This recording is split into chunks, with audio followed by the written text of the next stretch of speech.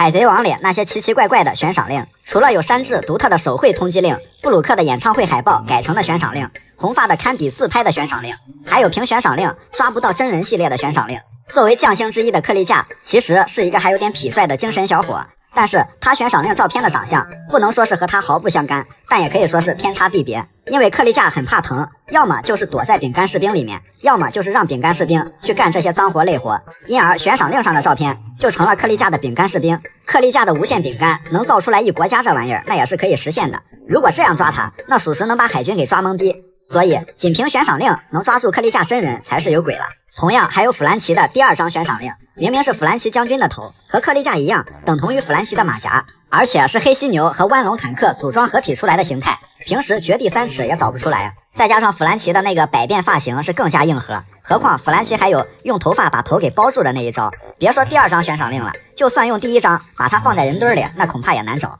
既然有山治这种丑到让人发抖的悬赏令，也有娜美这种惊艳到不像悬赏令的悬赏令。没错，其实娜美的悬赏令照片起初就是当成写真拍的，因为拍照的人骗娜美说自己是杂志社记者，娜美就美滋滋的配合了。没想到的是要做通缉令用的。不过娜美第一次拿到自己的悬赏令时，还对照片很满意，毕竟拍的还不错。阿健直接就吐槽，这哪是悬赏令，这分明就是征婚照吧。到了第2次，还是熟悉的姿态，还是熟悉的韵味，估计又是被骗了。毕竟娜美肯定不会拒绝有人要给自己拍漂亮写真，就连索隆都忍不住吐槽。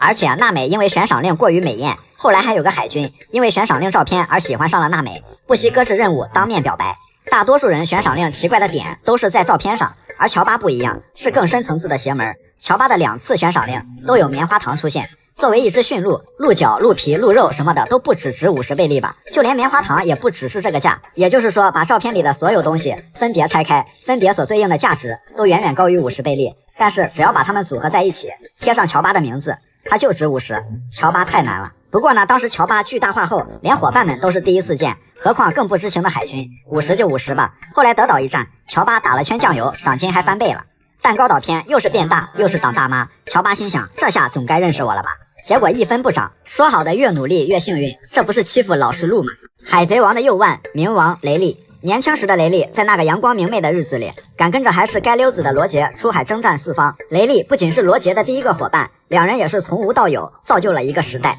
这种羁绊就相当于索隆与路飞。最后罗杰、雷利他们也如愿到达了最终之岛，雷利也成了名副其实的王之副手。在此后的岁月里，雷利比退休老干部还自在，隐匿在海军本部隔壁的香波地当起了镀膜工人，可谓大隐隐于市。还有体贴的夏奇陪伴他，夏奇可是极少数没有因为年龄而崩坏的女人，当时还把布鲁克撩得神魂颠倒的。雷利除了当镀膜工人，平时就喜欢赌博喝酒和漂亮妹子。然而就是这位连海军大将遇到都得掂量掂量的亡父，初次亮相居然是在关人贩子的牢笼里，被当成一个普通的奴隶老头等待被拍卖。而理由也很奇葩，雷老爷子因为业余爱好繁多，缺钱，自愿把自己送到人口贩卖场，这波自己卖自己的操作属实牛批。之后除了在会场里捞钱，甚至如果真的有人买他，还想打劫他的买家。当时卡普听到拍卖场要拍卖冥王，也是哈哈大笑，忍不住对这位老对手调侃。因为当时要准备打顶上战争，卡普也就把雷利这件事给压下去了。不过敢关押冥王雷利的人也是眼拙，不知道这可不是一般2般的老头。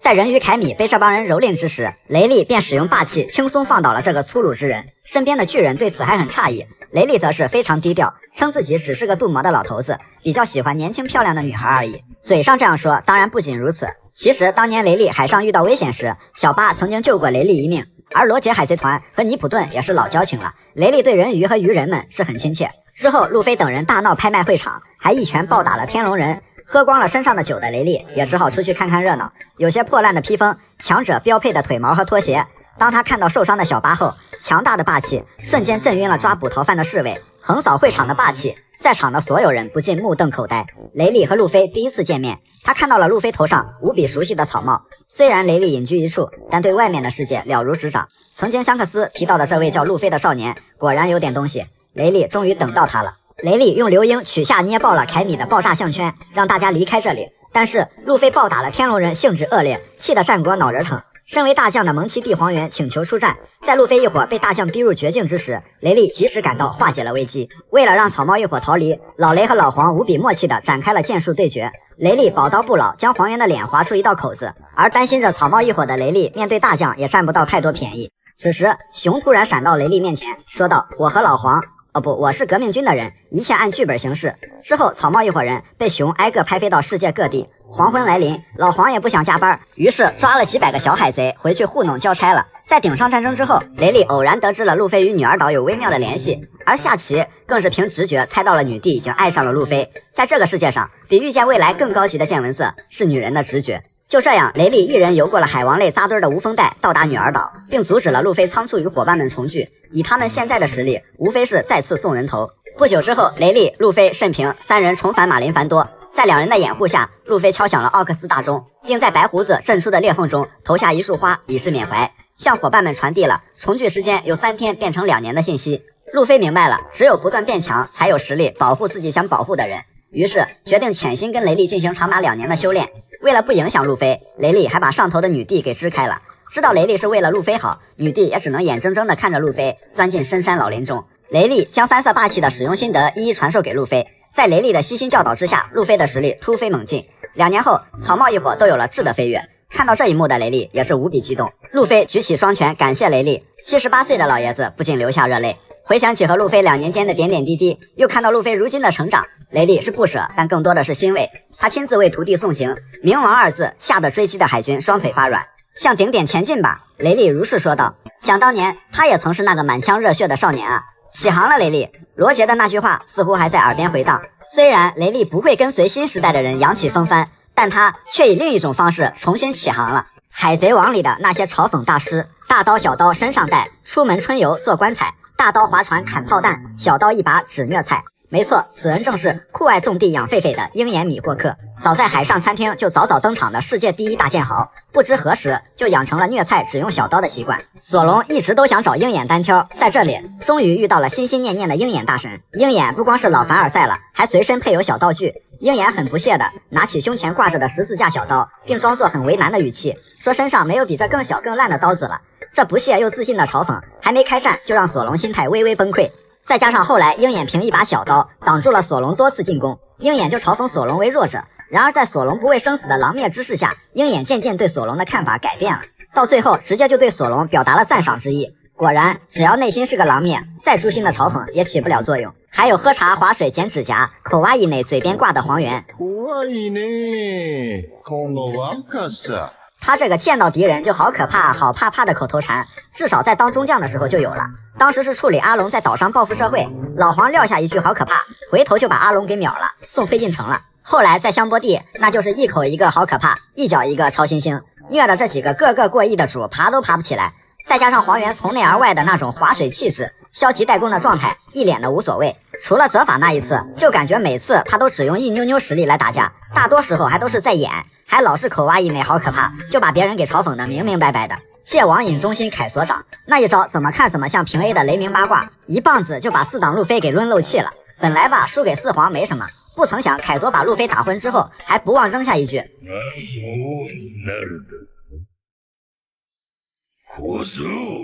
这就是便宜又实惠的雷霆嘎巴加你想当什么王嘲讽套餐。虽然路飞也听不到，但这一棒加上这句话，属实是嘲讽到位了。再加上之前把基德也给抡进去了，因而给有网瘾的人戒网瘾也成了凯多的拿手绝活。区4皇老慎平，这不光是嘲讽，还是跟4皇大妈贴脸嘲讽。又硬又刚的慎平老大免疫了大妈的灵魂皱纹，而且这一句话可以说是最硬气的嘲讽了。不光是区4皇，还要当着大妈的面宣布加入草帽团。慎平虽也是个狼灭，但战场意识也很好，该说的都说了。那边布鲁克把家给偷了，这边也骂完大妈了，成功气疯了大妈。一伙人转身撒腿就跑，这帮人演绎了怎么在逆风局里秀出极限的战术拉扯和风筝。后来慎平还抡起拳头捶大妈，惹了大妈还没完，还能给路飞他们断后。之后成功溜之大吉，全身而退，和大家会合。这一波连嘲带讽的操作真的是秀到飞起，捧起巫神和巴基大神的神之巧合。在德雷斯罗萨竞技场，萨博最后成功拿到了烧烧果实，继承了艾斯的烧烧果实能力。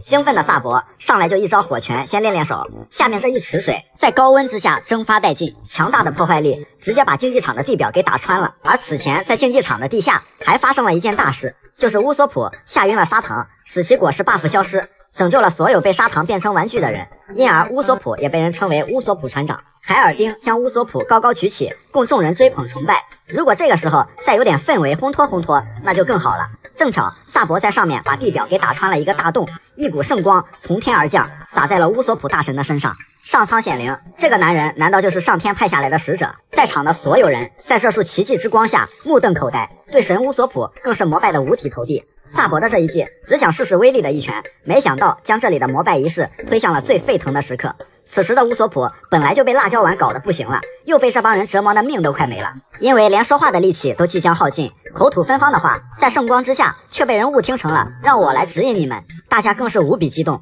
各种歪打正着的细节，乌索普大神被彻底捧上了神坛。神乌索普，船长乌索普，实至名归。当然各种神之巧合的事情在乌索普身上是常有的事儿，牛批成真之王可不是开玩笑的，神之巧合怎么能少了另一位大神巴基大神。当时路飞巴基一伙人从推进城越狱的时候，小冯冒充麦哲伦独自留下，打开了正义之门，帮助路飞他们前往海军本部。可是海军本部和推进城还有司法岛各有一扇正义之门，路飞他们躲得了初一，躲不过15，无法通过海军本部这一侧的正义之门，这就等于是被困在中间这条航道上了，无法到达战场，这可怎么办？此时刚刚被人奉为救世主的巴基站在船头，装模作样的召唤幸运女神。神奇的是，一股圣光洒在巴基大神身上，海军本部这一侧的门居然开了。不光船上所有人都傻眼了，那边的元帅战国是更懵逼，巴基的小弟们纷纷跪在地上磕头跪拜天神使者巴基。同样懵逼的巴基也不知道究竟是谁开的门，其实是之前在推进城开招聘会的黑胡子一伙人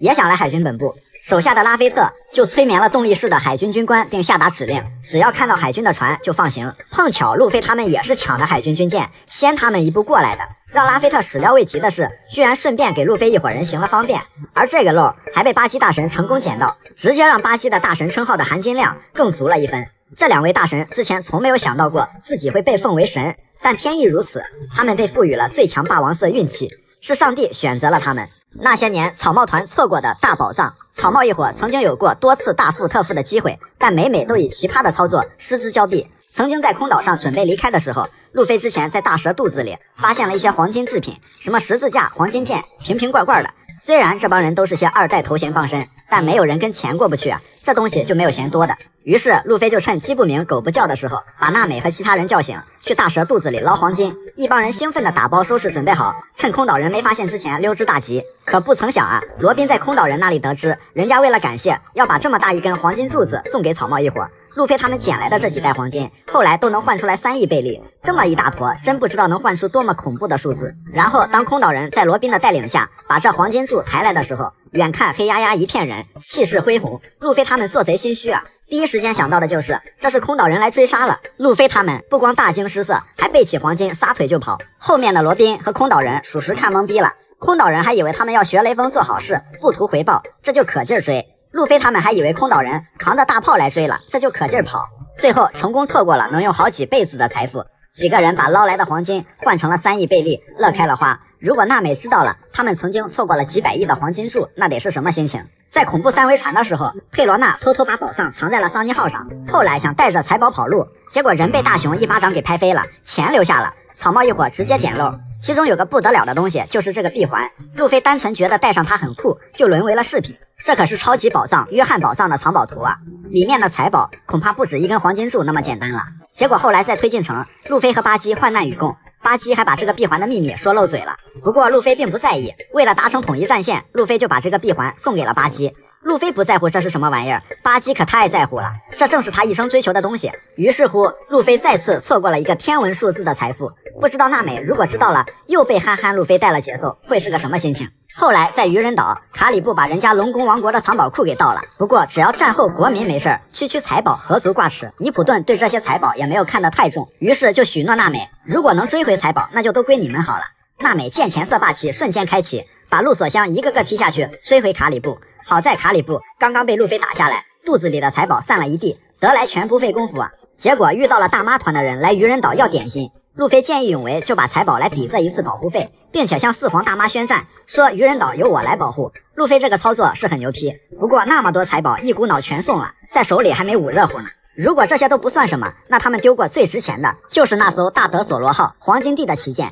通体由货真价实的黄金打造而成。与其说是一艘船，它那就是一座黄金城啊！路飞打败德索罗后，结果卡丽娜说在黄金城要爆炸之前，要独自留下，将船开远一点，燃烧自己，照亮别人。这不光是骗了娜美，还骗了所有人。就这样，倒计时结束，伴随着烟花，卡丽娜开着大德索罗号渐渐远去，不可估量的财富就这样被套路走了。纵观草帽团错失的财富，可以说是数也数不清。那些年草帽团错过的大宝藏，草帽一伙曾经有过多次大富特富的机会，但每都以奇葩的操作失之交臂。曾经在空岛上准备离开的时候，路飞之前在大蛇肚子里发现了一些黄金制品，什么十字架、黄金剑，瓶瓶罐罐的。虽然这帮人都是些二代头衔傍身，但没有人跟钱过不去啊，这东西就没有嫌多的。于是路飞就趁鸡不鸣狗不叫的时候，把娜美和其他人叫醒，去大蛇肚子里捞黄金。一帮人兴奋地打包收拾准备好，趁空岛人没发现之前溜之大吉。可不曾想啊，罗宾在空岛人那里得知，人家为了感谢，要把这么大一根黄金柱子送给草帽一伙。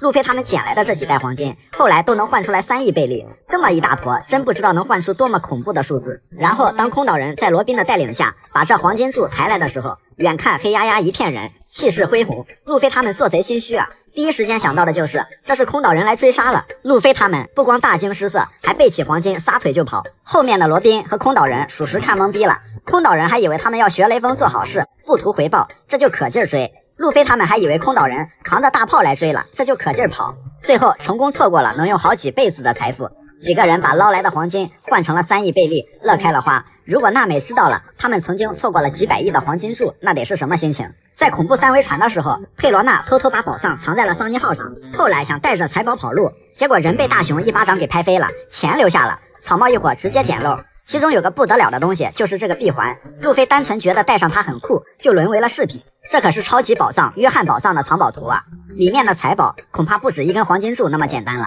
结果后来在推进城，路飞和巴基患难与共，巴基还把这个臂环的秘密说漏嘴了。不过路飞并不在意，为了达成统一战线，路飞就把这个臂环送给了巴基。路飞不在乎这是什么玩意儿，巴基可太在乎了，这正是他一生追求的东西。于是乎，路飞再次错过了一个天文数字的财富。不知道娜美如果知道了，又被憨憨路飞带了节奏，会是个什么心情？后来在愚人岛，卡里布把人家龙宫王国的藏宝库给盗了。不过只要战后国民没事，区区财宝何足挂齿。尼普顿对这些财宝也没有看得太重，于是就许诺娜美，如果能追回财宝，那就都归你们好了。娜美见钱色霸气瞬间开启，把路索香一个个踢下去，追回卡里布。好在卡里布刚刚被路飞打下来，肚子里的财宝散了一地，得来全不费功夫啊。结果遇到了大妈团的人来愚人岛要点心，路飞见义勇为，就把财宝来抵这一次保护费，并且向四皇大妈宣战，说愚人岛由我来保护。路飞这个操作是很牛批，不过那么多财宝一股脑全送了，在手里还没捂热乎呢。如果这些都不算什么，那他们丢过最值钱的就是那艘大德索罗号黄金地的旗舰，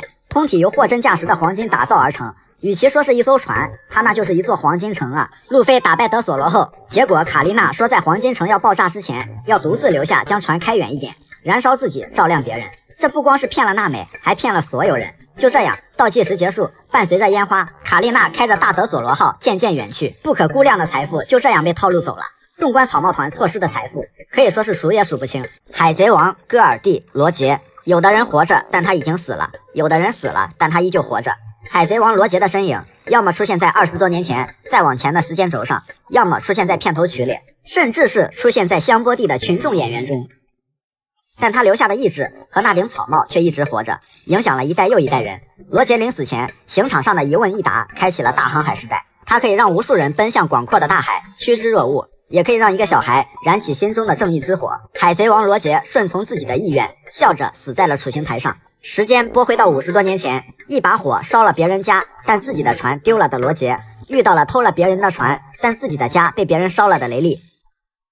雷利就看着眼前街溜子模样的人，越看越像传销头子。虽然再三拒绝罗杰的出海请求，但他还是低估了罗杰头上缠绕的那股白嫖色霸气。这是命中注定啊，雷利。之后罗杰创业二人组就此结成，两人一同组建了罗杰海贼团，渐渐有了自己的伙伴，凭借出众的实力在大海上声名鹊起。征战10多年，早已成为一方霸主。38岁的罗杰和他的伙伴们到达了记录指针上最终地点水仙星岛，但是在这里，罗杰发现这并不是世界尽头，而记录指针也失灵了。难道是我打开的方式不对？罗杰非常苦闷。不，种种迹象表明，在不为世人知道的地方，还有一座岛屿。无功而返的罗杰怎能就这样放弃？因此，罗杰开始了他的第二次航海。靠着多年积攒下的人脉和经验，他们立志要找到关于那座神秘之岛的蛛丝马迹。但不久之后，他们就遇到了一件大事：由洛克斯带领的洛克斯海贼团突袭神之峡谷的天龙人。于是，途经此地的罗杰联手路飞的爷爷卡普，击败了洛克斯海贼团。事后，卡普成了海军英雄，而罗杰也成了新的海上霸主。战后的罗杰也并非没有了敌人，身后有海军英雄卡普多次将他逼入绝境，大海上也逐渐群雄并起。当年洛克斯手底下的那些人，一个个都成了真正的大佬。因此，在海贼势力中，白胡子、金狮子、黑鼻毛并称为三大传奇海贼。在群雄逐鹿的时期，罗杰也知晓了如何到达最后之岛的办法，那就是集齐4块红色路标历史正文，这个是指引到世界尽头的财富密码。但是找到能读懂它的人，可以说是比找到这几块石头要难得多。而此时有个更坏的消息，就是罗杰患上了绝症，留给他的时间已然不多。此后呢，罗杰他们在双子甲找到了库洛卡斯，恳求库洛卡斯上船为他治理疾患。面对罗杰恐怖如斯的白嫖色霸气，库洛卡斯同意了。4年，这是库洛卡斯给罗杰诊断出的最后期限，罗杰不得不加快脚步。但是这个时候更大的阻碍来了，放学后的金狮子来校门口堵罗杰，提出要和罗杰联手统治世界，并以压倒性的船队数量包围了罗杰。双方爆发了世纪之战——艾特沃尔海战。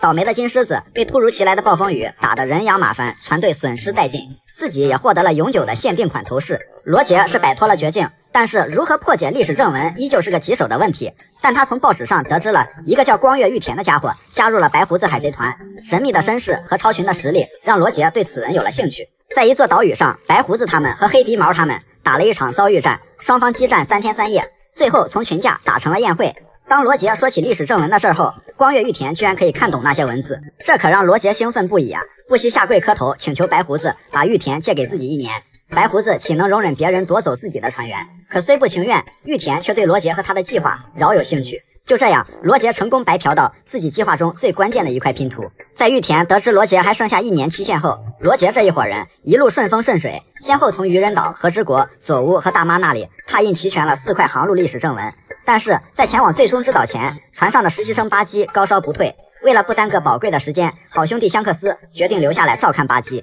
巴基大神这是得了一种不能登岛的病啊！乌索普大神直呼这个我可太熟了。不久之后，罗杰一伙人终于到达了最后之岛，得知了这个世界的秘密，货真价实的大宝藏就在眼前。但是罗杰他们却笑了，笑得眼泪都出来了。罗杰不禁感叹：乔伊波伊，我如果能和你生在同一个时代，那该有多好！居然留下了如此惊人的宝藏，真是天大的笑话呀！此地被命名为拉夫德鲁，有笑谈之意。而罗杰也成了名副其实的海贼王。在那之后，罗杰海贼团宣布解散。身为船长的罗杰按照规则第一个下了船，身后的伙伴们则是泪流满面。在最后的时间里，罗杰与波特卡斯蒂路九结婚。罗杰自首后，在狱中将即将出生的孩子托付给曾经并肩作战过的卡普。在那座高台之上，一个时代的落幕，一个时代的开始。人的梦想是不会终结的，多年之后终会有人带着他的意志再次到达世界的尽头，站上世界之巅。常回家看看的蒙奇弟卡普。卡普老头刚登场的时候，作为蒙奇家族走到哪儿都能睡的基因携带者，睡着的老爷子被蒙卡大佐一斧头砍翻在地，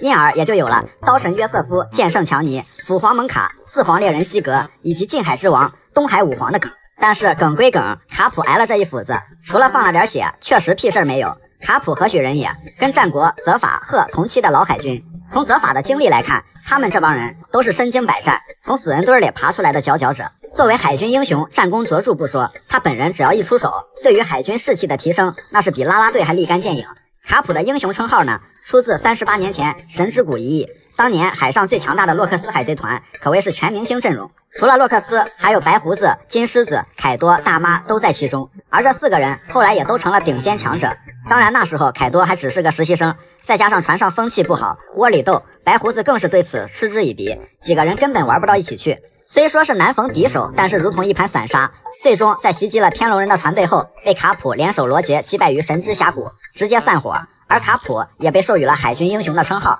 这可谓是海军中最高的荣誉。但是性格耿直的卡普却一直拒绝升任大将，因为大将得对天龙人负责，天龙人被锤了，热茶都顾不上喝一口，就得去演。啊，不是，是去处理。卡普内心是很抵触天龙人，不想给天龙人擦屁股，但是面上咱也得过得去。宗将那不一样抓海贼吗？让天龙人说也说不出来啥。虽然不想管天龙人，但是当年卡普最喜欢管的人是罗杰。卡普是多次把罗杰追到绝境的人，追着追着，这还追成了战友了。因为神之谷的交情，后来卡普在罗杰自首后，收养了罗杰的儿子艾斯。这辈分，罗杰表示：“我把你当兄弟，你居然让我儿子叫你爷爷。”此时，一旁的白胡子也懵逼了。可以看出，卡普这个人是有着人性光辉和理性思考的。孩子毕竟是无辜的嘛，道义上来说，并不是一个人跟海军对着干就得诛九族。要这样的话，光卡普这个海军英雄就得死好几次了。因为万万没想到呀，全家老小长大之后，全是跟海军对着干的。其实卡普也真是怀疑人生。关于卡普的战力问题，卡普和战国打金狮子，没说打了3天3夜。而且可以看到，海军本部也没有毁半个，毁的只是周边的小城镇，和顶上战争完全不是一个量级的，肯定是没有打多久就结束了。还有就是打青椒，虽然卡普之前确实拿青椒很头疼，后来用8座大山练手，有备而来之后，两人霸气互刚，卡普一套接画发，快速结束战斗。青椒大意了，没有闪，尖锥脑袋给锤瘪了。现在的卡普战力即便不是天花板，那也是天花板上的吊灯或者风扇，所以不是东海弱。卡普也说了，东海那是和平的象征，言下之意就是东海不是弱，而是卡普常回家。罗宾与弗兰奇的那些事儿，罗宾和弗兰奇，一个腹黑姐姐，一个变态哥哥，从他们成为伙伴那天起，就有了摸得清看得透的关系。在司法岛还没正式加入的弗兰奇，为了救罗宾，那是和其他人一样勇往直前，搂搂抱抱啥的，他俩早就不忌讳这个了。解救罗宾的最后时刻，弗兰奇挺身而出，帮罗宾挡枪，拿到了钥匙后，打开了罗宾的海楼石手铐，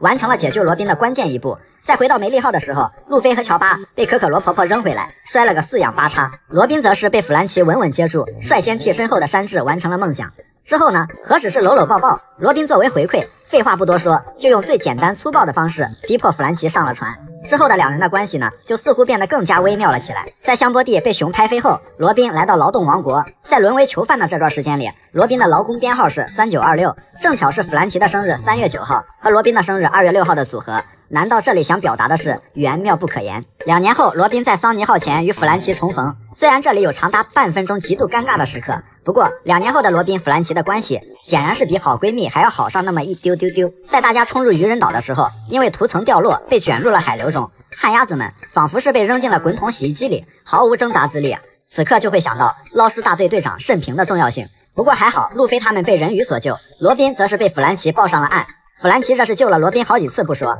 弗兰奇将军还有罗宾酱的专属雅作，就是这样把罗宾捧在手心里，这个举动暖的不是一点半点。后来在庞克哈萨德，路飞罗这伙人吃了败仗，被关进了牢笼里，在这里被换回身体的弗兰奇居然躺在罗宾酱的腿上呼呼大睡，这种宠爱级别的待遇只有团宠乔巴体会过，没想到弗兰奇也有这项特权，不得不说让人好生羡慕。当然最让人目瞪狗呆的还是罗宾弗兰奇不止一次穿情侣装，在打败明哥之后，两人就是人群中区别于众人最靓的仔，一同穿起了情侣装。如果说是船员的统一制服，那当下也只有他俩情投意合的穿上了。在很多扉页中呢，两人的关系也是和以上情况一样微妙，不仅是两人经常同框或者眉来眼去，那不是动作姿势暧昧，就是情侣装上身。而在 SBS 里，尾田也透露过，如果草帽团是一个家庭的话，那罗宾是妈妈，弗兰奇是爸爸，长子索隆，长女娜美，次子山治，三子乌索普，四子路飞，乔巴最小。最后至于哪对 CP 更顺眼，也是仁者见仁，智者见智了。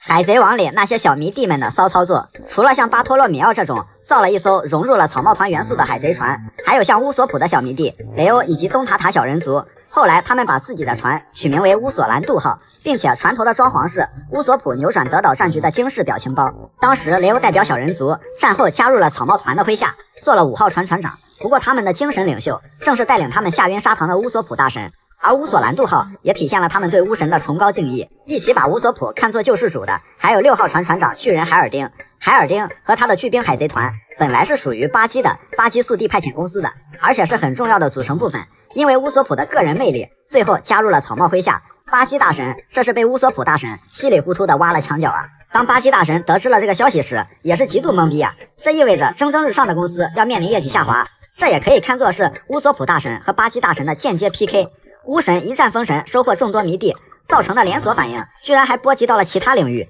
然后是索隆的小迷弟刀神约瑟夫和剑圣强尼，他俩是索隆当海贼猎人时期结识的好哥们儿。当时索隆先手抢了他们价值500万的目标，了解情况后呢，索隆就把这个悬赏饭送给了两人，只要了一顿饭钱而已。当时约瑟夫强尼还是俩洗剪吹，哥仨在一起怎么看怎么像个红黄绿灯组合。后因为索隆出手相助救了他们，之后便以索隆大哥称呼索隆。这俩小迷弟干过最牛批的事情就是海上餐厅那会儿，当鹰眼嘲讽索隆的时候，两人拔出刀来就想上去砍了鹰眼，因此就有了幸得路飞及时阻拦，不然鹰眼可能也得像香克斯一样丢点什么东西在东海了那个梗。虽然是个玩笑，但是约瑟夫强尼这个操作是很讲义气的，别管对方是谁，侮辱我们大哥那就跟他们干。不得不说呀，前有约瑟夫强尼砍鹰眼的狠脾气，后有巴托洛米奥烧红发的海贼旗，草帽团的小迷弟一个比一个牛批。山治的小迷弟迪巴鲁，如果说乌索普是一个人拥有2张完全不同的悬赏令，那山治就是1张悬赏令牵连2个极其神似的人。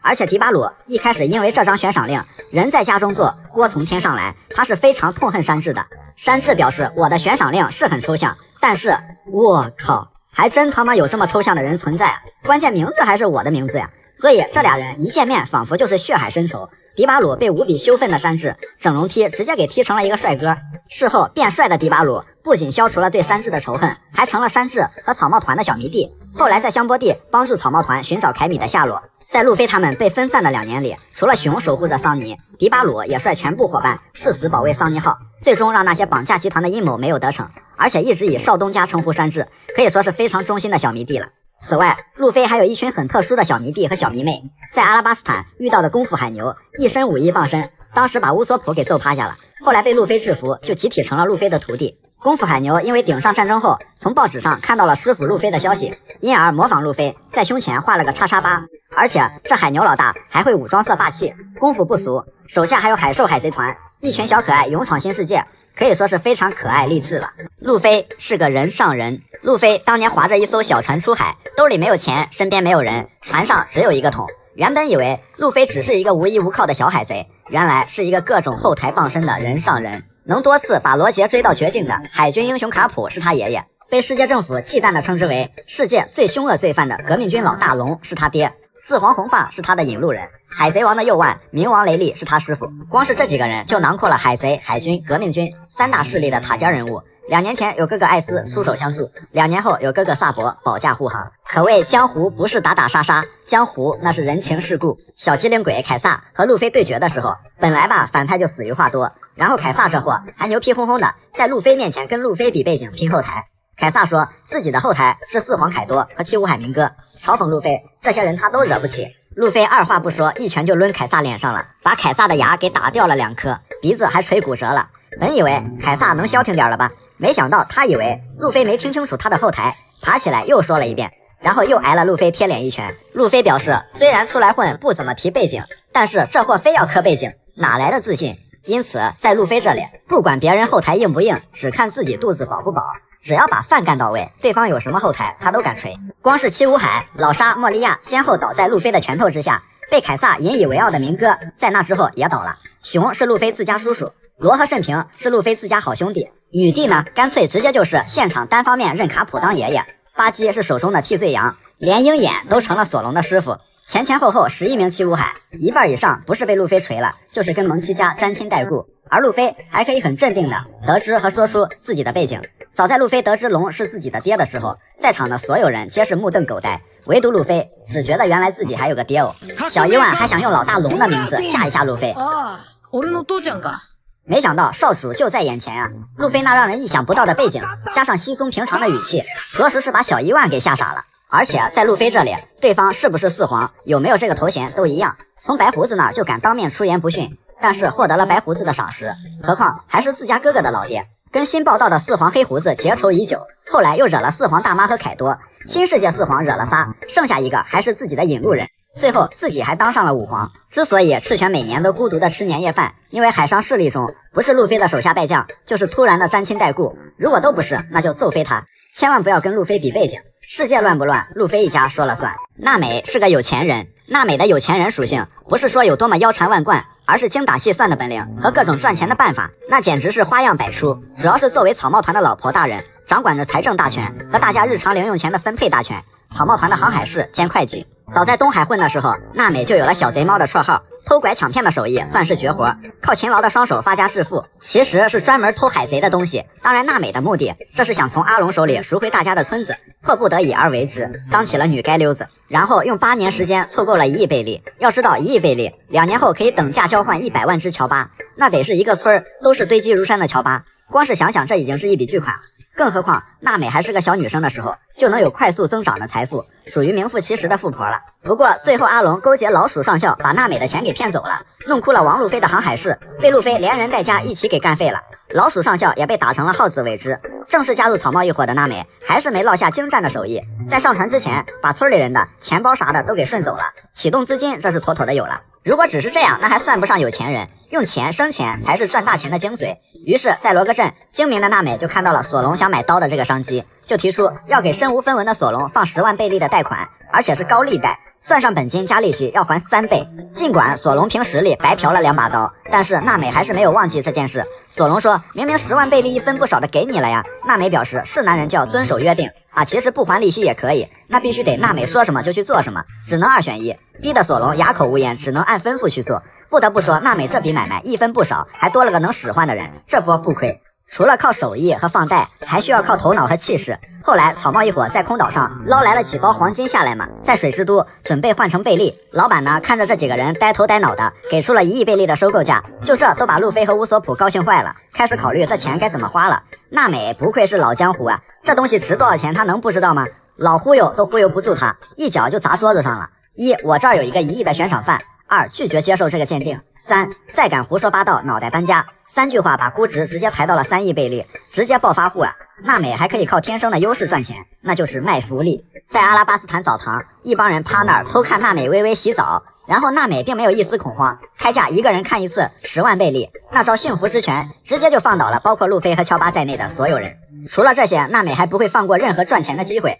去托特兰的途中，因为没有了山治，没办法，娜美提出自己要去做饭，但是每个人要付5000贝利。路飞、布鲁克、乔巴赶紧阻拦，这一顿饭就能干光零用钱，太狠了，太狠了！作为船上最有钱的人，每到一个地方都会买衣服，也是娜美必须要做的事情之一。每次都会买一大包衣服，而且还是个讲价高手，因此娜美也是船上衣服最多的人，处处体现着小富婆的气质。所以小贼猫、小富婆，娜美走到哪儿都注定不会缺钱花。追星之路无比坎坷的小迷弟贝拉米。巴托洛米奥为了偶像出海，不用航海士，全靠乡下老奶奶，最后终于见到了爱豆，拿到了爱豆们的签名。与之同样狂热的民歌的小迷弟贝拉米，他的追星之路可就比巴托坎坷的多得多了。一开始贝拉米是绝对崇拜民歌的，从小就崇拜民歌，但是因为贝拉米的所作所为，让民歌想起了他爹。贝拉米呢，出身于北海一个相对富裕的地方，要么说这北海真是出人才，不光盛产大将，也出街溜子，更不缺小迷弟。贝拉米好好的安逸生活不过，非得瞎作，因而别管贝拉米多么有诚意，这贝拉米后来还把空岛上的黄金柱给捞来送给民歌了，可民歌始终把他当成一只卑微的舔狗。贝拉米这个被偶像嫌弃的小迷弟，起初获得了民歌的同意，拿到了民歌的海贼标志，但是有个条件，就是跟人打架不能输，输了就卷铺盖滚蛋。本以为这是舔狗的结束，却没想到这正是舔狗的开始。因为这个规矩，贝拉米本就狂妄的性格又多了一点蛮不讲理，什么都得赢。在魔古镇酒馆跟罗西欧赌博，赌输了，说人家滚刀出老千，然后就开始要查价，把罗西欧给揍惨了。这明显是贝拉米年轻人不讲武德，滚了一手好刀呀。不过最后终于是被路飞一拳给放倒了，这回是真输了。民歌来查水表，不光是一顿毫不留情的鄙视和嘲讽，还用寄生线让贝拉米的船夫萨奇斯砍贝拉米。自己的偶像这么对自己，再忠诚的粉丝心都得凉透了吧。贝拉米不仅没有任何怨言，反而是请求民歌再给一次机会，表示即使被驱逐也永远追随民歌。民歌不吃这一套，嫌弃你就是嫌弃你，操控萨奇斯再次砍向贝拉米。贝拉米、民歌这两个人也是绝了，一个使劲想要上车，一个使劲挡住车门就不让上，谁也不妥协一丢丢丢。后来在德岛，那民歌完全就是把贝拉米当猴耍。本以为贝拉米2年间成长了很多，但是当民歌让贝拉米去杀路飞的时候，那生是民歌的人，死是民歌的鬼的信念又把持不住了。但是因为空岛之后，贝拉米对路飞的看法有所改变，一方是无比崇拜的民歌，一方是有些敬佩的路飞，所以对这个命令是有点犹豫。但是万万没想到，贝拉米的命在民歌那里根本一文不值，直接就想搞死贝拉米。起初贝拉米还不相信民歌想要了自己的命，德林杰也说了，其实没啥理由，就是看你不顺眼，让你暗杀草帽也只是一时兴起。然后德林杰把贝拉米往死里打，好在被路过的巴托给救了，两人虽然同为狂热的追星一族，但这件事真是印证了那一句话，有时候方向真的比努力更重要。要是觉得贝拉米这回总该清醒了，那就太天真了。后来贝拉米还当面去问明哥，明哥不光嘴上不留情，手下也不留情，一顿操作把贝拉米整了个半死。然后又来那招，用寄生线操控贝拉米和路飞干架。明哥收回控制后，贝拉米还继续跟路飞对刚。其实这里贝拉米也够惨的，但是可怜之人必有可恨之处，他没有办法接受自己为之付出一切的梦想抛弃了他，也无法否定自己的过去，卑微却也倔强。但不管怎么说，明哥还是自己崇拜的人，顺着明哥的意思去做，就算倒在路飞手下，那也是对自己过去的一种慰藉。后来贝拉米跟草帽一伙分别后，就不做海贼了，改行当起了手艺人，给草帽团做海贼旗。倒是觉得他可以加入巴托的路飞前辈教，一个负责烧人家的旗，一个负责做自己的旗挂上去。巴托洛米奥为了偶像能干出什么匪夷所思的事情？巴托洛米奥可以说是草帽团，尤其是路飞的最狂热、最逗逼的究极小迷弟。首先，巴托的这艘前进路飞前辈号可以说是大海上最奇葩的一艘船，它融合了草帽团伙伴们的元素，船头是路飞，船尾是乔巴，甲板中央是梅利号的羊头，而且还有象征着娜美的橘子树。不得不说，这艘船简直太有爱了。都知道巴托为了路飞而出海，而且船上压根就没有航海士，全靠打电话求助乡下奶奶，奇迹般的到了新世界。在获得了路飞的生命卡后，更是宛如找到了指引人生道路的灯塔，把它视为船上供奉的神物，只要一个电话，随叫随到。航海士他们可有可无，但最屌的是传教士他们是必不可少的。这个胸前有个十字架纹身的精神小伙，就是巴托船上的传教士冈比亚。因为巴托他们有个路飞前辈教，没有听错，他们是真的有这个教。这个冈比亚就是负责人之一。在佐乌和路飞他们分别后，巴托一伙人除了到处传教，还给人推销草帽路飞的胸章，上来就把一个地方的大佬给干趴下了。巴托他们给当地黑帮强行兜售草帽胸章和团徽，不愧是当年150个镇子的扛把子，属实牛批。但是这个地方的人指了指头顶上的一面旗帜，表示这里是四皇的地盘。接下来就发生了令人目瞪口呆的事情，巴托他们二话不说，把四皇红发的旗给烧了。给烧了，真牛批，把红发的旗给烧了，还甩了一句四皇关我屁事。巴托他们八成只知道那是某个四皇的海贼旗，真不知道碰巧就是四皇红发的。毕竟巴托跟小弟们讲过红发和路飞的事迹啊。红发表示年轻人不讲武德，我大意了哈，没有换成黑胡子的旗，年轻人好自为之。而且巴托对待草帽一伙的态度和其他人完全就是天壤之别，别管其他人赏金多少，贡献多大，不是草帽团的人一律按其他人处理。とにかくゾウへ急げ。お前誰に向かって頼んだの？はい、お任せくださいだっぺ。野郎ども、ゾウに向けて全速前進だべ。最搞的是，德岛一战后，巴托把草帽一伙的最新悬赏令收藏起来，研究的透透的，唯独把罗的悬赏令扔了。罗表示根本不感兴趣，巴托还冲罗做鬼脸。包括对路飞说坏话的人，直接就摁到墙上，再敢说一句就割舌头，骂路飞就等于骂巴托。黑道老大可不跟你开玩笑。之前巴托刚登场的时候，给人一种很难对付的印象，没想到居然是个无比狂热可爱的小迷弟，有着比女帝还过分的美颜滤镜，直接就能把路飞的画风 P 成卡文迪许。而这个小迷弟为了偶像做出来的事情，搞笑中透着牛批，令人匪夷所思，又让人拍案叫绝，实在是太逗逼了。乌索普是个神人，一个能把吹过的牛批挨个实现，本身就可以称之为神奇。但是乌索普的神奇还远不止于此。首先就是乌索普的悬赏经历，那可以说是非常奇特了。早在路飞打败阿龙，第一次被悬赏3000万的时候，虽然除了路飞，其他人没有被正式悬赏，但是乌索普却不知不觉蹭到了路飞的悬赏令，一个后脑勺的戏份，缠的山治嘴一撅，非常不服气。而乌索普这个神奇的后脑勺，从路飞的3000万版本一直跟到顶上战争后的4亿版本，因为用的是一张照片，所以共计4张全都有乌索普的后脑勺。别人买房能增值，收藏古董能增值，乌索普是有一个能增值的后脑勺，属实硬核。在司法岛后，乌索普才真正有了属于自己的悬赏令，其实准确的说，应该是悬赏的狙击王。所以德岛封神一战后，乌索普也成了同时拥有2张完全不同身份、不同名字的悬赏令的男人。打完明哥，乌索普的赏金从3000万直接飙升到2亿。要知道，路飞后来从5亿到15亿，翻了3倍，这已经很哇塞了。乌索普这次直接翻了约6.6667倍，倍数傲视群雄，着实666。另外，乌索普因为靠着表情包打乱了明哥全盘计划，被明哥单独列出来悬赏5亿，比当时路飞的3亿还要高。虽然这并不是官方悬赏，但是说明明哥对这个长鼻子痛恨的程度要高于路飞，而且秉承着恶心死敌人手下的 bug， 自己就是 bug 中的 bug 的战斗原则，制裁最棘手的敌人，确实也是巫神最拿手的。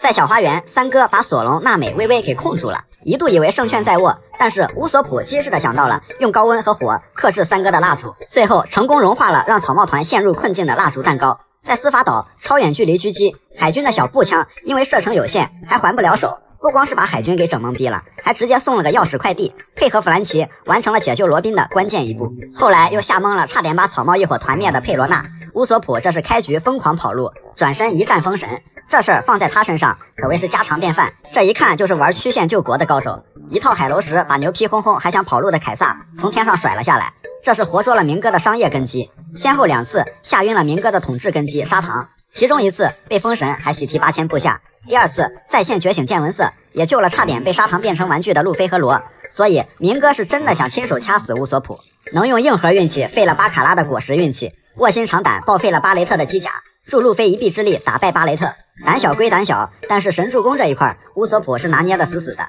每当战局陷入绝境，总会有一个有着长鼻子的身影站出来，充当关键的 X 因素。毕竟顺风橡胶逆境刀，绝境全靠射手骚，这句话不开玩笑。百变女帝和铁男路飞，在那个阳光明媚一丝不挂的日子，路飞在女儿岛悄悄拔尖，然后惊艳了所有人。也是在这里，从女帝澡堂子屋顶上漏下来的路飞第一次见到了海贼女帝汉库克。路飞还对洗澡的女帝指来指去，女帝对路飞这个上来就指手画脚的入侵者充满了敌意，而且竟然还奇迹般的免疫了自己的温柔乡，于是下定决心要在决斗场搞死他。但是天有不测风云，爱从不讲道理。几个小时后，女帝便疯狂的爱上了路飞，跟他讲了自己的身世，跟他敞开的不只是心扉。女帝为了路飞不惜响应跟自己有不共戴天之仇的世界政府的战争召集，而这一切并不是一见钟情，而是始于澡堂，陷于才华，忠于人品，痴于结婚。而路飞当然只是把这种现象当成了单纯的友谊。在去往推进城的期间，女帝对路飞的爱更是如决堤的洪水。正所谓爱之深，醋之切，女帝的海贼小醋王实至名归。因为路飞船上有娜美、罗宾2个女人，女帝就可以吃醋，吃到脑补出一部路飞狠心出轨，女帝卑微挽留，却竹篮打水一场空欢喜的苦情剧。而吃醋还愈加的根深蒂固，后来进化成只要路飞跟别的女人能搭上话，那就是实锤的出轨外遇。所以女帝时常把路飞当成一个坏老公，而路飞一直把女帝当成一个好朋友。吃醋只是女帝表达爱意的冰山一角，只要路飞向女帝表示单纯的好感的时候，女帝连站都站不住，脑洞直接2极反转，一部恩爱情侣结为夫妻，新郎路飞原地求婚，新娘女帝洒泪现场，家庭主妇当牛做马的婚礼纪实大片大功告成。除了吃醋和脑补，谁敢动路飞，女帝就敢踢谁，瞬间恢复海贼女帝的气质。且女帝这一脚的威力与路飞受伤程度成正比。顶上战争一结束，女帝根本不管海军这边怎么样，抢了一艘军舰就追罗的潜艇去了。一听路飞伤势过重，嗷嗷就开始哭。所以女帝在路飞这里情感之丰富到简直是百变女帝。说女帝黏路飞吧，见到路飞还极其害羞，甚至有时候只敢远远观看。路飞跟女帝搭一句话，女帝就能羞涩到躲到石头后面去。但是只要出现对路飞不利的事情，又是一个2极反转。别管是谁，先捏住鼻子将其劈头盖脸骂一顿再说别的。2年修炼前后，女帝这是又当老婆又当姐，又当保姆又当妈，后勤保障做的那绝对是5星好评。单是路飞身边有女帝这个人，就缠的山治已经是心态崩溃了。在海贼万博会前，路飞、女帝时隔好久终于再次见面。巧合的是，这次女帝又在洗澡，又被路飞看了个通透。但是女帝的反应和第一次那是天壤之别，毕竟人家心目中顶上战争的时候就已经和阿娜塔结婚了嘛。而路飞在这里也是挺身而出保护了女帝，和当年女帝在和平主义者面前保护路飞的那个场面一模一样。不过目前看来，路飞只是把女帝当成朋友，不知道女帝知道后是什么感受。不过也不用怕，毕竟女帝可以随时把路飞的话翻译成求婚嘛。海贼王里的那些狠人，大将四皇作为海贼世界的战力天花板，不说是人见人怕，但是也没有多少人敢惹。不过有这么一些人抱着凭什么你是四皇大将我就要怕你的信念，打1-2个四皇大将那还不是有手就行，上来就干的狠人。罗杰自首的时候，狠人金狮子当时并不知道罗杰是自首的，感觉罗杰被捕这事儿也就动漫里敢这么演，漫画里敢这么画，一气之下独闯海军本部确认此事。毕竟作为一生死敌，罗杰更是他认可的人，遇到10任大将战国和能当大将但不想当的卡普，金狮子根本不在怕的，还对其怒喷，罗杰怎么可能让你们这群废物活捉了。卡普战国无心插柳柳成荫，不想钓鱼钓大鱼，于是合力将来看罗杰是不是被活捉的金狮子活捉。之后，金狮子自断双腿越狱，成为推进城第一成功越狱的犯人。航海生涯坎坷的金狮子，属实算得上一个有血性的狠人。狠人杰克，杰克老哥的光辉事迹实在牛批。金狮子这么强，一起打了卡普战国都被虐惨了。杰克老哥一口气挑战战国藤虎外加鹤。战胜恐惧的最好办法就是面对恐惧。奥利给把船靠上去，兄弟们，活捉3个老头老太太，解救民歌，结果差点被干成木乃伊。杰克之后还有奎因，对着来讨红豆汤的4皇大妈，一口一个臭老太婆，一口一个不给不给就不给，属实把只想讨口饭的大妈给惹急了。奎因赏金13亿多，确实挺多了，但是在40多亿的大妈面前依旧是个渣渣，何况还是饿了的大妈。面对挑衅的奎因，一记摸头摁地杀，然后打得奎因毫无还手之力，直到打回气球原形。杰克、奎因不得不说，天下狠人千千万，凯多这边占一半。基德和路飞应该是为数不多的新世界4皇惹了仨的狠人。剑网瘾忠心狱友，路飞还直面过3大将，但是路飞有主角光环，狠就狠了。基德时运不济，越挫越勇，无比痴迷于挑战红发，把红发的头发剃了，那还不是有手就行？红发表示有手就行是吧？好，那就把你的手没收。在狠人里面，老沙还是非常幸运的那个，毕竟55开 buff 加持，阿拉巴斯坦丢掉的面子，老沙顶上战争就要加倍拿回来。4皇白胡子、大将赤犬、元帅战国、七武海鹰眼民歌，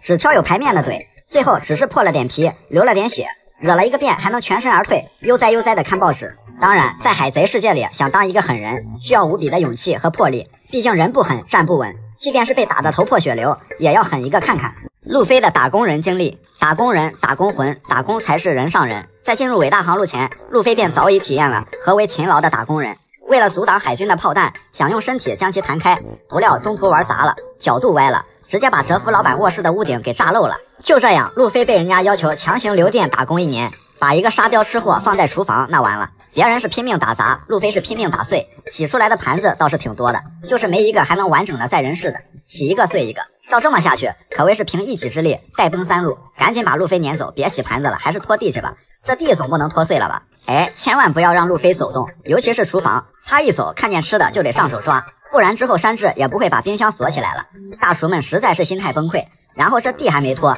不是一把抓锅上了，就是又把堆叠的餐具给撞倒了，反正就是把厨房弄得一片狼藉，被强行流放驱逐。不祸害厨房，给客人点菜总能干吧？这刚出去没多久，就想鼓捣索隆，往索隆杯子里投鼻屎，最后还自食其屎。第一次打工经历让海上餐厅赔上加赔，别说留1年，留1个星期，换哪家店都得倒闭。到了凯多那儿，因为网瘾太大，又被抓去劳改打工。这次不是洗盘子刷碗了，而是挖矿搬砖，倒是干得挺卖力的，比海上餐厅那会儿会干活了。主要是旁边还有个基德，把2个争强好胜的吃货放在一起，那完了，比谁强，比谁莽，比谁搬砖一哥当的狂。砖确实给凯多搬到位了，也真快把凯多给吃穷了。2人看着是给凯多打工的打工人，实际上是干着垄断饭票、当着饭团寡头的事情。虽然之前被凯多强行戒网瘾，但是路飞用实力证明什么叫1周吃穷凯多，2周吃垮凯多，3周直接生吃凯多的道理。纵观路飞的打工经历，海贼世界应当有这么一句人生忠告：千万不要留路飞在自己的地盘上打工。来自路飞的破产警告可不是闹着玩的，走到哪儿都能跟人说你配吗？配几把的三哥。三哥曾经是在老沙手下的打工人，挂着巴洛克工作社高级特工的身份，实际上还是精通了一手开锁、配钥匙、造盔甲等傲人手艺的手艺人。他这个蜡烛果实能力，除了能做五花八门的盔甲和手办，在第一次和路飞他们交手时，逼得索隆差点自断双腿。要不是绝境大神乌索普以三哥为首的干部团，就能把草帽一伙团灭在小花园。三哥有着这种果实能力，可谓是集攻击、防御、辅助、控制为一体的全能男人。在推进城的时候，三哥、路飞一伙人患难与共，为了阻挡浑身是毒的麦哲伦，三哥为路飞量身打造了一身蜡烛盔甲。正好路飞对什么铠甲、机器人或者能变形的这些炫酷玩意儿极度感兴趣，瞬间激发了其斗志。虽然还是远远不能打垮麦哲伦，最起码敢实实在在碰到他了。拖延一些时间的目的还是达到了。不过他这个也有天然的弱点，一怕火，二怕热，三怕老麦的秘制小毒药。普通的毒还没事儿，就怕那个腐蚀性极强的毒汁巨冰，但理论上也不是不能解决。本来三哥的蜡烛就能有非常硬的硬度，如果能跟卡二一样附上武装色，就可以尽可能适应各种环境。三哥的能力多多少少有卡二或者佩罗斯佩罗的影子，但是要怪就怪三哥出场太早，后期好好开发开发，人上人暂且不论，起码也是精英级别的打工人。三哥吃了出场早的亏，但是老沙出品必属精品，可不是闹着玩的。手艺人三哥一坨蜡烛跳开半个推进城，这事儿属实能吹一辈子。家里蹲的金狮子当场哭晕在厕所。这功劳还稀里糊涂算在巴基大神身上了。三哥很不情愿，不过在推进城确实也一手捧起了冉冉升起的大神巴基。所以别看三哥平时怂里怂气的，真的遇到什么事儿也是能充当绝境之王的男人。谁也没想到完成解救艾斯最后一步的人，居然是浑水摸鱼上来的三哥，依旧是发挥了他那开锁王的技能，在千钧一发之际复刻出钥匙扔给了路飞，打开了艾斯的海楼石。别说下面的海军了，就属刑台上站了老半天的战国都懵逼了。马尔科来闹事被轰走了，老沙来闹事被轰走了，好不容易站到最后1分钟，就最后1分钟，艾斯高低让人家给捞走了。战国表示我他妈心态崩了呀！三哥不能算多厉害，有时候还贪生怕死，但是关键的时候还是很重情重义的。帅不过3秒，可也有着绝境之王的潜质。以上的事迹可以吹一辈子，以至于如果用自己的手艺谋生，可以理直气壮、堂堂正正的跟人说：“你也配吗？配鸡巴！上得了厅堂，下得了厨房，进得了洞房，混得进澡堂。” 2年后的山治因为战力问题，基本上每个篇章都要被翻来覆去的黑一遍，然后不知从何而起，被贴上了他还只是个厨子啊这种寒酸标签。厨子这个船上无法替代的职位呢，沦为搪塞战力的理由，不是吧？山治的战斗力还不至于这样呢。而且厨子对一个团队的重要性，尤其是对路飞的重要性，前往托特兰的途中就可以看到。简单推理一下，山治没了，路飞就得丧失理智吃乔巴，路飞一吃乔巴，索隆就得来怼路飞。 索隆、路飞开始互怼，娜美就得来把这俩人锤废。路飞倒了，慎平就得躺下给路飞输血。索隆倒了，就没人给娜美、罗宾挡刀，分分钟被切。没了娜美、慎平，万里阳光号就难逃险境，弗兰奇被活捉。没了娜美、罗宾，布鲁克没了精神食粮，战斗力锐减，布鲁克被活捉。坦克、法师、辅助、刺客全跪，后排射手乌索普就得被切。虽然是一本正经的胡扯，其实想说的就是每个伙伴都是不可替代的，把山治厨师这个身份和战斗力混为一谈就不太好了。 毕竟路飞也说，我就要吃你山治做的饭。还有，没有你山治，我就成不了海贼王。来自船长的5星好评，山治的手艺和脚艺都是不可或缺的。当然，古猎王这个称号是由来已久。要说山治也是够惨的，先是身体被娜美用废了，事先被凯撒揍了个半死，又因为换回身体后，娜美发现自己原本身上的衣服被换掉了，随后山治被娜美一拳放倒，拖着重伤的身体跟伟哥对踢，只是因为捕猎的感觉稍微浮现了一下，就被黑惨了。 就算那不是见闻色遇见的，在海贼世界里，牛奶都能补牙长骨头，捕猎压根就不算啥事儿吧？何况这后续还能活蹦乱跳的，继续跟伟哥对踢，乐呵呵的跑步前进。其实山治的命运相比于其他人本就更逗逼坎坷，尤其是2年前被拍到卡马巴卡，路飞、索隆身边各有一个货真价实的 lady， 修行苦一点也能接受，而山治却经受了身体和精神上的双重饱和打击。 好在乐步外加战斗服，速度外加见闻色，2腿一蹬就上天，和太阳一起肩并肩。山治战斗力一直不低，他的能力更偏向于智谋和武力的综合体现。阿拉巴斯坦冒充梅斯特王子救出路飞他们，司法岛打败 CP 难的加布拉，之前在和之国又放倒了德雷克。司法岛一战后，很有先见之明的控制了正义之门，让海军直接懵逼，造成了连环追尾惨案，从而成功阻隔了追兵。 2年后也是不断为伙伴们提供最快速的支援，输赢很正常，有些人打不过就是打不过。而慎平加入后，路飞才真正有了1皇3将的阵容配置，慎平、索隆、山治分别对应海陆空，所以山治的作用从生活方面到战力方面，其实都是相当重要的存在。一路颠沛流离，草帽团的悬赏金变化历程。当年路飞1人1船1桶出海，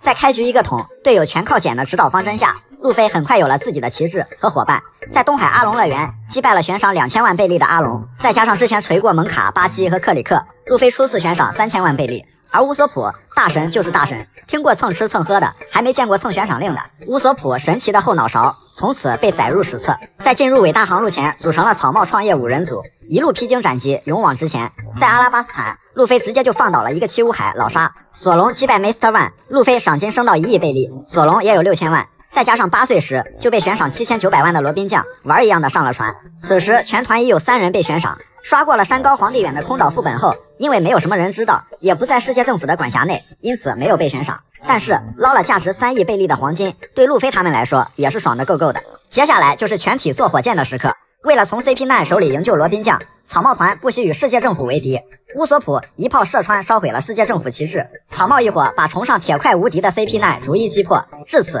才真正俘获了罗宾将的芳心。因为性质极其恶劣，草帽一伙被全员悬赏。路飞涨到3亿贝利，索隆1亿2000万，罗宾8000万。只涨了100万倍利的罗宾表示丝毫不慌，删至7700万，因为上面的画像过于敷衍，从此跟自己的悬赏令结下了仇恨。弗兰奇大庭广众下烧毁冥王图纸，乌索普光天化日下射穿政府旗帜，一个4400万，一个3000万。娜美1600万，乔巴怒拿50倍利，不是悬赏他手里的那串2手棉花糖。没想到转眼路飞又扳倒一个七武海莫利亚，不过恰好赶上海军筹备对阵白胡子，为了面子，也为了让莫利亚体面的站起来支援海军本部，于是派大雄去灭口。世界政府对外称全部消灭，实际上大雄放了水。后来在香波地，黄猿和熊两个打假拳的也没能灭口，草帽一伙被大雄拍散后，没想到路飞能带着推进城的越狱组参加顶上战争，死里逃生后呢，世界政府得知路飞没死，将路飞赏金提升到4亿倍利。2年后德岛一战，路飞4档把明哥给怼懵了，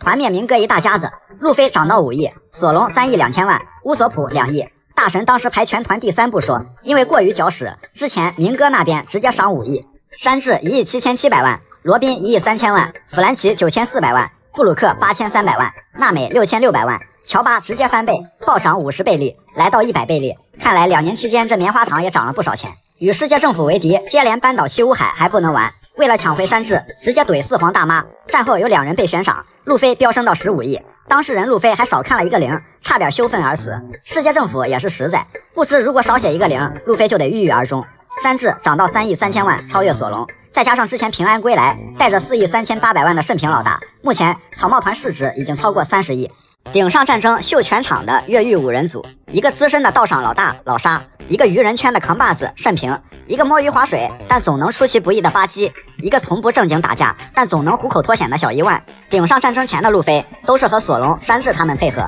而以上这些推进成狱友组合在一起的阵容，感觉老是有那种互相八竿子打不着的违和感。除了赏金未知的小1万，其他4人因为有俩原七武海的缘故，当时的赏金总和只有6亿4600万。几个人挂着这点寒酸的赏金，通过一场跳水比赛，老沙上来就扛起了全场游走干克的大旗，开局连带着偷家，直接抓50亿的白胡子。先别管结果，上来就是干就对了，这波操作很老沙。之后就是经典的求婚现场，一群人围着老沙，明哥缓缓挤过人群，就差一句起哄的嫁给他和一枚鸽子蛋大的钻戒。起哄是没谱了，钻石现在明哥这手上可不缺啊，现场能给你搂一个。别说鸽子蛋，鸵鸟蛋大的钻戒也能敞开了送。老沙表示50亿的白胡子我都敢上，你这3亿4的跟屁虫最好滚远点。老沙是偷了海贼方的家不满足，还得拔一下海军方的高地塔，简直是秀了元帅战国一脸。秉承着男人间的公平原则，鹰眼没果实能力，好，老沙也不用，单臂挡了鹰眼。盛平一拳干跪莫利亚，徒手较量米霍克，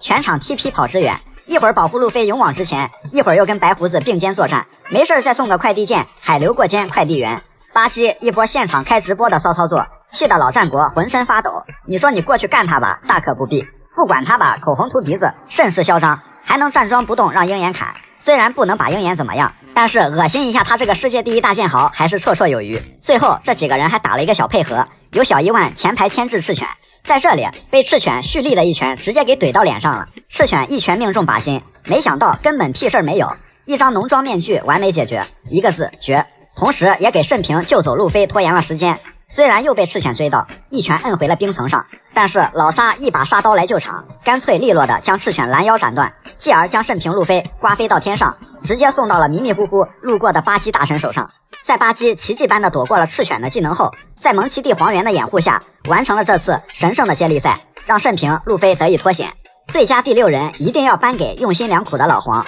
而越狱5人组也堪称是在顶上战争的战场上大放异彩，诡异奇葩的阵容，匪夷所思的配合，有惊无险的溜之大吉，欢喜冤家索隆山治。索隆山治这2个不是在互掐就是在准备互掐的人，不管是在一起还是重聚之时，如何向对方发出优美的问候，是2人必备的生活技能，可谓所相见必定吵架。平时看起来呢，就是1天1小怼，3天1大怼。其实索隆山治吵架的传统由来已久，那会儿山治刚刚加入不久，2人就互相看对方不顺眼，直接就说话带上火药味，混长混蛋的一顿甩。经过了很不友好的同框之后，索江似乎就不会好好说话了，开始你一句我一句，你一刀我一脚，从梅利号吵到万里阳光号，从2年前吵到2年后，从剧场版吵到和之国。即便是娜美无敌铁拳的威慑，即便是2年分离的阔别，完全丝毫不影响2人如胶似漆的互怼。很有意思的是，平时2人对船员们非常照顾，勤劳而又无私。山治除了每天给船员们做饭，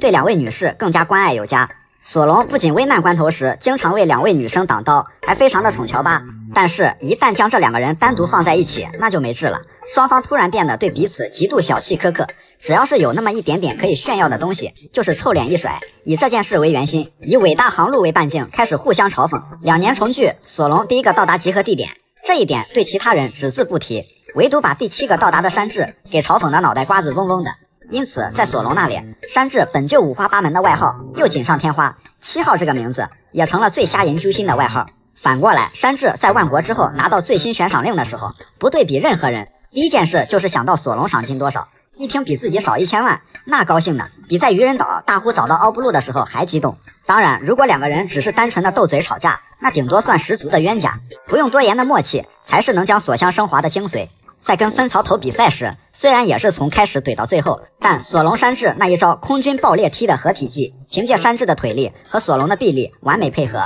扳倒了鱼巨人，赢下这场比赛。在之后2人也是多次用到了这一招，能够发挥各自的优势，可谓是威力巨大。2年修炼归来，索香也是一刀一脚直接秒了2年前一群超新星都打不过的和平主义者。在坑船长这方面，索香更是默契配合，狗摸挠之，橡胶发射器，可以说是就地取材，成功化解了危机。连乌索普都忍不住吐槽，你们是魔鬼吗？虽然索香时时刻刻都在斗嘴吵架，其实看久了就会发现，这2个人更像是内心并不排斥和对方交流，但是2个人都属于争强好胜拉不下脸的那种，只能以火药味十足但没有杀伤力反而很暧昧的吵架来进行诡异的聊天。一旦危机出现，2个人都会挺身而出，不想牵连彼此和伙伴们，想默默的一个人扛下所有，这才是索香的灵魂所在，一对极品的欢喜冤家。不同版本的草帽3巨头，第1个相爱相杀版由路飞、索隆、山治组成，2年前赏金共计4亿9700万，目前21亿5000万。这一组是最稳定的草帽3巨头，虽然有时候互相斗嘴陷害，不过3个人配合起来真的是帅。索隆山治也是路飞从成长到成王路上的左膀右臂。第2个花里胡哨版路飞基德罗，2年前赏金共计8亿1500万，这个版本初次登场赏金很高，相当霸气。不过典型的雷声大雨点小，其中基德和罗在后面各断了1次胳膊，而基德和路飞更是一起莽进了凯多的戒网瘾中心。这个版本的3巨头总的来说是3个猛男2个马，干啥不行，花里胡哨第1名，碰巧遇到的对手就是专治花里胡哨的。第3个海陆空混搭版路飞老沙慎平，2年前赏金共计6亿3100万，初次亮相就登上了马林凡多战场，很迷的赏金，很强的实力。